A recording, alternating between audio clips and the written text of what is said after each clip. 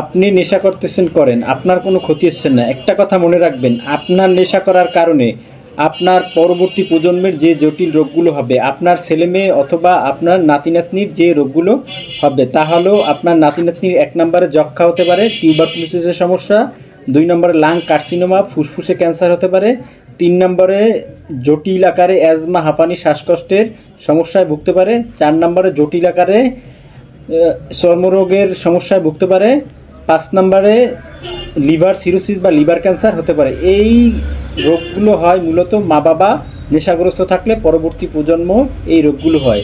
তাই আপনি নিজে সুস্থ থাকুন, নেশা থেকে বেরিয়ে আসুন, আপনার পরবর্তী প্রজন্মকে সুন্দরভাবে বাঁচার সুযোগ দিন। একটি বার্ডেন জাতি উপহার না দিয়ে একটি নিরাপদ এবং সুস্থ সন্তান উপহার দিন, যাতে সে ভবিষ্যতে স্বাভাবিক ও সুস্থভাবে জীবনযাপন করতে পারে। সবাই ভালো থাকবেন। সালামু আলাইকুম।